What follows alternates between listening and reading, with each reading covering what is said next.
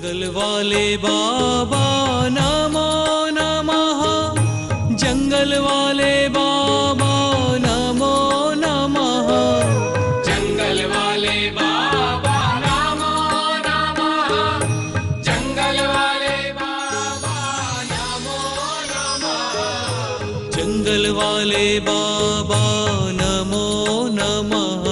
कांड विद्वान बन करके संस्कृत में साहित्य की रचना करना चाहते थे, किंतु उनके घर के लोग पढ़ाने के सक्षम नहीं थे। उस समय वह चले जाते हैं, कहाँ, बनारस चले जाते हैं और कुछ विद्वानों को कह देते हैं कि मुझे संस्कृत पढ़ना है। उन लोगों ने पूछा तुम कौन हो? जब उन्होंने बताया तब उन्होंने कह दिया हम तुम्हें पढ़ा नहीं सकते हैं। उत्थान के विकास के उद्विग्न थे, चाहते थे मैं किस प्रकार से कर लूं। जब उनने कह दिया मैं आपको पढ़ा नहीं सकता हूं, इसको सुनने के बाद और उद्विग्न हो जाते हैं और मैं ठान लिया कि अब तो मैं संस्कृत पढ़ के ही रहूंगा, प्रकांड विद्वान बन के ही रहूंगा और ऐसे साहित्य की रचना करूंगा, दुनिया के लोग उस पर शोध करते रहेंगे। और उन्हें ठान लिया और ठानने के बाद उनके पास पैसे तो थे नहीं और वह धीरे धीरे क्या करने लगते हैं कि वहाँ पर जो गंगा नदी के किनारे गमछों को लेकर के शाम के समय में जो भीड़ होती थी उस समय गमछों को बेचते हैं और बेच करके पैसे कमा लेते हैं और पैसे कमा करके उस पैसे के माध्यम से पढ़ लिख करके एक महान विद्वान भूरामल पंडित विद्वान के रूप में सामने आ जाते हैं। वही विद्वान आगे जाकर के कि आचार्य शांति सागर जी महाराज, आचार्य वीर सागर जी महाराज, आचार्य शिव सागर जी महाराज के संग में पढ़ाते हैं और अंततः पढ़ाते पढ़ाते वह स्वयं भी विद्वान संयम को धारण करके आचार्य ज्ञान सागर जी महाराज बन जाते हैं। और इतना ही नहीं, हीरे की परख आचार्य विद्यासागर जी महाराज को परखा और ऐसा हीरा इस दुनिया के लिए दे करके गए। ऐसे विचार कर लेना, कोई अपने उत्थान के लिए उद्विग्न होता है, कोई समाज के उत्थान के लिए उद्विग्न होता है। बंधुओं, थोड़ा सा विचार कर लेना, हम भी उद्विग्न हो, लेकिन समाज के उत्थान के लिए, सबके कल्याण के लिए उद्विग्न हो तो कितना अच्छा रहेगा। और कोई दूसरों के उत्थान को देख करके उद्विग्न हो जाता है। संसार में ऐसे लोग बहुत मिलते हैं, जहां जाओ वहां पर दूसरों के विकास को देख करके उद्विग्न होने वाले दुनिया में बहुत मिलते हैं। हर व्यक्ति यही चाहता हमारा विकास हो या न हो, लेकिन दूसरों का विकास नहीं होना चाहिए। हमारा उत्थान हो या न हो, लेकिन दूसरों का उत्थान नहीं होना चाहिए। इसके लिए उद्विग्न रहते हैं, इसके लिए बेचैन रहते हैं और उनको भी नींद नहीं आती है। उनके शरीर देह में भी दाह पैदा होता है, इसी के कारण वह अस्वस्थ भी होते चले जाते हैं। बंधुओं, याद रखना, ये एक व्यक्ति बहुत अच्छा था, स्वस्थ था, सब कुछ था और उनके पास गाड़ी घोड़ा रुपया नौकर चाकर सब कुछ था, किसी बात की कमी नहीं थी, किसी बात की कमी नहीं थी। घर में बहू बेटियां सारे व्यवस्थित, सब कुछ अच्छा चल रहा था, लेकिन वह पेट दर्द से पीड़ित हो जाता है। पेट दर्द से पीड़ित होने के बाद परिवार परेशान होने लगता है, सोचते हैं क्या करें, और अनेक डॉक्टरों को दिखाने के बाद भी, अनेक प्रकार की इलाज करने के बाद भी उनका पेट दर्द ठीक नहीं हो पाता है। उस समय सोचते अब करे तो क्या करें। इस प्रकार सोच करके परिवार के लोग परेशान होते चले जाते हैं। वो भी अनेक प्रकार की दवाई खा लेता है, लेकिन उनका पेट दर्द ठीक नहीं होता। एक डॉक्टर परेशान हो जाता है, उन्हें धीरे से कहा भैया हमने तो इतने दवाई लिख दी, इतने देखा, इतना जांच किया, सब नॉर्मल आ जाते हैं कि आप ऐसा काम कर लो, यहाँ से आप बॉम्बे चले जाओ। बॉम्बे में एक पेट के स्पेशलिस्ट डॉक्टर है और वो आपके इलाज कर सकता है, क्योंकि वहाँ पर जाने वाला मरीज कभी ठीक हुए बिना लौटा नहीं और लौट नहीं सकता है। सब ने सोचा क्यों ना हो हम भी वहाँ पर जाकर के इलाज कर ले और इनका पेट दर्द हमेशा के लिए समाप्त हो जाए। इस प्रकार सोच करके और सारी संपत्ति बेच करके भी वहाँ पर जाने को तैयार हो जाते हैं और उनको ले करके चल देते हैं और ले जा करके अस्पताल में एडमिट किया जाता है और डॉक्टर ने जांच लिखा दी और सारे जांच कराया जाता है और जांच करने के बाद रिपोर्ट नॉर्मल आ जाता है। वहाँ के डॉक्टर भी परेशान हो जाता है, आखिर करे क्या, क्या हो गया। इनको तो कोई बीमारी नहीं है लेकिन ये पेट दर्द से तड़पता रहता है। इनको तो कोई बीमारी नहीं है, सारे रिपोर्ट नॉर्मल है, सारे जांच कराया गया लेकिन फिर भी ये पेट दर्द से तड़पता रहता है। क्या करे, डॉक्टर परेशान हो जाता है। वो सोचता है यदि पेशेंट यदि ठीक होकर के नहीं जाएगा तो मेरी बदनामी हो जाएगी। वह जी जान लगाता है, दिन रात चिंतन कर लेता है, रात में भी नहीं सोता। पत्नी भी परेशान होती है, डॉक्टर साहब से पूछती है आपको क्या हो गया, आप सो क्यों नहीं रहे हैं। उन्हें कह दिया ऐसे ऐसे एक पेशेंट आया है, दूर से आया है लेकिन उसका पेट का दर्द का कारण समझ में नहीं आ रहा है, इसलिए मैं चिंतित हूँ क्योंकि मेरा नाम इतना है कहीं बदनाम न हो। इस बात को लेकर के लेकिन डॉक्टर ने दिमाग चलाया और पेशेंट के पास जाकर के अनेक प्रकार की बातें की, समय निकाला, अन्य पेशेंटों को देखना कम करके इसको ध्यान ज़्यादा दिया और देने के बाद उन्हें धीरे से पूछा बेटा ये बता दो तुमने होली और दिवाली में क्या खाया था, कि अनेक प्रकार के पकवान खाए थे क्या, इसलिए तुम्हारे पेट में दर्द तो नहीं हो रहा है, तुम ज़्यादा भोजन तो नहीं किया था, जो अभक्ष का सेवन तो नहीं किया था, तुम्हारे पेट में दर्द हो रहा है।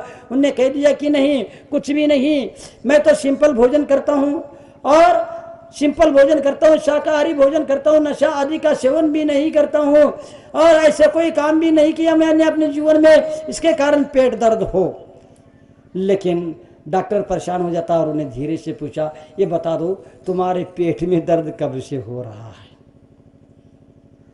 तब उस पेशेंट ने कह दिया मेरे पास तो 5 मंजिल की मकान थी किंतु जब से मेरे सामने वालों ने 10 मंजिल की मकान बना लिया है तब से मेरे पेट में दर्द हो रहा है। डॉक्टर ने कहा इस पेट दर्द के ठीक करने के लिए मेरे पास कोई दवाई नहीं है, यदि आप जाना चाहते हो अपने ठीक करना चाहते हो वहाँ पर जाओ जंगल में, वहाँ पर सब ठीक हो जाए। थोड़ा सा विचार कर लेना, हम उद्विग्न क्यों हैं, हम दुखी क्यों हैं, दूसरों को दुख क्यों दे रहे हैं। 4 बातें याद रखना और इसमें आप कहाँ आते अपने आप को टटोल लेना। कोई स्थान पाने के लिए उद्विग्न होता है, कोई उत्थान के लिए उद्विग्न होता है, कोई दूसरों को उत्थान को देख करके उद्विग्न होता है और चौथा होता है कोई उत्थान में उद्विग्न होता है। हम देखते हैं, आप लोग भी देखते हैं, खेल देखते रहते हैं, खिलाड़ी लोग इतने खेलते रहते हैं तन्मयता के साथ, इतनी पूरी शक्ति लगा करके देश के लिए खेलते रहते हैं। हम देखते हैं रेस में भाग लेने वाले, दौड़ में भाग लेने वाले लड़के हो या लड़कियां कि इतने अपने शरीर को तंदुरुस्त रखने के लिए कितना परिश्रम करते रहते हैं, कितना पसीना बहाते रहते हैं और सुबह उठ करके कितना मेहनत करते रहते हैं। लेकिन भाग लेने वाले खिलाड़ी क्षण में उद्विग्न होता रहता है, जब तक चयन नहीं होता तब तक भी उद्विग्न होता है, चयन होने के बाद भी उद्विग्न होता है और इतना ही नहीं जब दौड़ने लगता है उस समय भी उद्विग्न होता है कहीं मेरे से आगे बढ़ न जाए। बंधुओं कितना विचित्र लगता है। और इस प्रकार से एक ही ओर में याद रखना गोल दागने वाला व्यक्ति भी उद्विग्न होता है, कोई सामने वाला अब अंतिम गोल न दागे, उसको रोको, इसके लिए पूरी शक्ति लगा दी जाती है, पूरा श्रम किया जाता है, इस प्रकार से सफलता हासिल करने के लिए प्रयास किया जाता है बंधुओं। और इतना ही नहीं, मान लो एक ही ओवर बचा है और 20-22 रन चाहिए तो खिलाड़ी कितने उद्विग्न हो जाते हैं, कितने सतर्क हो जाते हैं, कितने सावधान होते हैं और कितने, ये देखो विचार कर लेना, एक ही ओवर में यदि 20-22 रन बनाना है उस समय देख लेना और अंत में एक ही गेंद बचा है और उसमें 3 रन अथवा 5 रन चाहिए तो हमारे धौलपुर शाही कह रहे छक्का चौका लगा देंगे। लेकिन याद रखना यह तब आपको रोमांचक लगता है, आपको खेल बहुत रोमांचक लगता है, लेकिन याद रखना, पर वह खिलाड़ी एक एक रन और एक एक गेंद पर उद्विग्न होता है। एक भी गेंद गलत हो जाए, एक भी खिलाड़ी एक भी रन छोड़ देता है, कप्तान और सारे खिलाड़ी उस पर टूट पड़ते हैं बंधुओं, और वो भी उद्विग्न होता है। कीमत आप समझ नहीं सकते हैं। मैं यही कहना चाहूंगा, एक भी गेंद गलत हो जाए और एक भी रन नहीं ले पाए, वे कितने उद्विग्न हो जाते तुम क्या जाने। मैं तो यही कहना चाहूंगा कि आज कंपटीशन की दुनिया है, प्रतिस्पर्धा की दुनिया है। आज के विद्यार्थी इतने प्रतिभा संपन्न हैं। पहले के लोग पढ़ते थे 35-40 नंबर लेकर के पास हो जाते तो अपने आप को बहुत बड़े विद्वान समझते थे, लेकिन आज के बच्चे 90 के ऊपर 96, 97, 98 और उसमें बाद भी 99 और उसमें भी प्रतिशत में 0.1, 2, 3, 4, 5 मतलब 97.6, 97.7, 97.89 इस प्रकार से। लेकिन 0.1% भी यदि कोई लड़का यदि इंडिया में टॉप करने से चूक जाता है तो वो उद्विग्न हो उठता है। बंधु विचार कर लेना कि मैं यही कहना चाहूँगा आप लोगों के लिए कि वह वंचित हो जाता है। काश मैं मेरा 1.1% यदि बढ़ जाता, मैं आज हिंदुस्तान में इंडिया में टॉप होता। थोड़ा सा विचार कर लेना। मैं इतना ही कहना चाहूँगा, तुम विघ्न डालकर उद्विग्न से बच सकते हो। तुम विघ्न न डालकर उद्विग्न बनने से बच सकते हो। और दूसरी बात, तुम विघ्न न डालकर उत्थान कर सकते हो।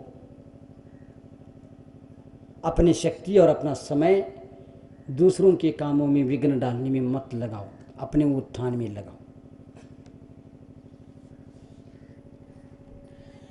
तुम दूसरों के कामों में विघ्न न डालकर उद्विग्न बनने से बच सकते हो, क्योंकि तुम दूसरों के कामों में विघ्न डालते हो लेकिन फिर भी वो उत्थान कर जाता है तो तुम उद्विग्न हो जाओगे। इसीलिए तुम विघ्न न डालकर उद्विग्न बनने से बच सकते हो। तुम विघ्न न डालकर अपना उत्थान कर सकते हो, और तुम विघ्न डालने में नहीं, उत्थान करने में उद्विग्न होश बन करके अपना उत्थान कर सकते हो। ऐसा कर तुम खोए हुए उस स्थान को, उस सम्मान को, उस स्वाभिमान को पुनः पा सकते हो। और अंत में इतना कहना चाहूँगा, तुम दूसरों के उत्थान से उद्विग्न न होकर, तुम दूसरों के उत्थान से उद्विग्न न होकर अपना उत्थान कर सकते हो। सुव्यवस्थित, स्वस्थ, समृद्ध में, सुख शांति में सुंदर जीवन जी सकते हो और अपने मनुष्य पर्याय को सार्थक कर सकते हो। आपका समय पूरा हो गया है। आज ये संकल्प करके जाएंगे, हम दूसरों के काम में विघ्न नहीं डालेंगे और विघ्न न डाल करके अपने आप को उद्विग्नता से बचाएंगे। अपने भाई को, अपने बहनों को, अपने माता पिता को आपके निमित्त से उद्विग्न होना न पड़े, और आपके कारण उद्विग्न हो जाते हैं तो सबको दुखी होना पड़ता है और आपके घर में शांति और समृद्धि नहीं आ सकती है। इसीलिए तुम दूसरों के कामों में विघ्न डाल करके उद्विग्न होने से बच सकते हो और दूसरों को भी उद्विग्नता से बचा सकते हो और अपना उत्थान कर सकते हो। और तुम विघ्न डालने में नहीं, उत्थान करने में अपना समय लगा सकते हो। ऐसे कर तुम खोए हुए उस स्वाभिमान, उस सम्मान, उस स्थान को पुनः प्राप्त कर सकते हो। और अंत में तुम दूसरों के उत्थान से उद्विग्न न होकर के अपने उत्थान कर सकते हो। आज हम अपना उत्थान नहीं करने का एक ही कारण है, दूसरों के उत्थान को देकर के उद्विग्न होते जा रहे हैं। इसमें समय बर्बाद न करें, आप दुख से बचें, आप स्वस्थ और सुंदर और सुव्यवस्थित सुखमय शांतिमय जीवन जिए और अपने जीवन को सार्थक करें। पैसा ही सब कुछ नहीं है, और अपने परिणामों को संभाले। अहिंसा परमो धर्म की। मंगल वाले बाबा नमो नमः।